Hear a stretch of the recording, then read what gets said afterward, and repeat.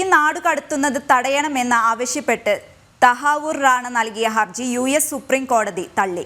ഇന്ത്യയിലേക്ക് അയച്ചാൽ പീഡിപ്പിക്കപ്പെടുമെന്ന് ആരോപണമുയർത്തിയാണ് Rana emergency petition നൽകിയത്. ഇക്കഴിഞ്ഞ 4-ാം തീയതി പരിഗണിച്ച ഹർജി തള്ളിയതായി സുപ്രീം കോടതി സർക്കുലറിൽ വ്യക്തമാക്കുന്നു. മുംബൈ ഭീകരാക്രമണ കേസിലെ മുഖ്യ സൂത്രധാരൻ തഹാവൂർ റാണ നൽകിയ അവസാന ഹർജിയാണ് US സുപ്രീം കോടതി തള്ളിയത്. നേരത്തെ വിചാരണ കോടതിയും അപ്പീൽ സർക്യൂട്ട് കോടതികളും സുപ്രീം കോടതിയും തഹാവൂർ റാണ നൽകിയ വിവിധ ഹർജികൾ തള്ളിയിരുന്നു. തൊട്ടുമുമ്പ് ഭരണഘടനാപരമായ അവകാശം സംബന്ധിച്ച പ്രശ്നമുയർത്തിയായിരുന്നു ഹർജി നൽകിയിരുന്നത്. ഒരു കുറ്റത്തിന് 2 വിചാരണ പാടില്ലെന്ന മൗലികാവകാശ വിഷയം ഉന്നയിച്ച് നൽകിയ ഹർജിയും കാമ്പിൽ നിന്ന് കണ്ട് സുപ്രീം കോടതി നേരത്തെ തള്ളിയിരുന്നു. ഇതിനു പിന്നാലെയാണ് ദയാഹർജിക്ക് സമാനമായ പരാതിയുമായി തഹാവൂർ റാണ വീണ്ടും സുപ്രീം കോടതിയുടെ മുന്നിലെത്തിയത്. ഇന്ത്യയിലെത്തിയാൽ പീഡിപ്പിക്കപ്പെടുമെന്ന ഭയമുണ്ടെന്നറിയിച്ചായിരുന്നു ഹർജി.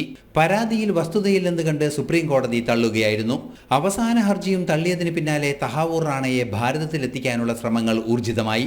NIA ഉൾപ്പെടെയുള്ള അന്വേഷണ ഏജൻസികൾ റാണയെ ഭാരതത്തിലെത്തിക്കാനുള്ള ശ്രമങ്ങൾ ആരംഭിച്ചു കഴിഞ്ഞിരുന്നു. നയതന്ത്ര തലത്തിൽ കാര്യക്ഷമമായ ഇടപെടലും പ്രധാനമന്ത്രി നരേന്ദ്രമോദിയുടെ നേതൃത്വത്തിൽ നടന്നിരുന്നു.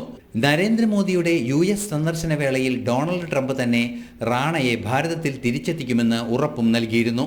ഭീകരാക്രമണ കുറ്റകൃത്യങ്ങളുടെ അന്വേഷണ രംഗത്തും നീതിന്യായ വ്യവസ്ഥയിലും നാഴികക്കല്ലാവുന്ന നടപടിയാണ് തഹാവൂർ റാണയെ വിചാരണയ്ക്കായി ഭാരതത്തിലെത്തിക്കുന്നതോടെ യാഥാർത്ഥ്യമാകുക. ഇന്റർനാഷണൽ ഡെസ്ക്, ജനം.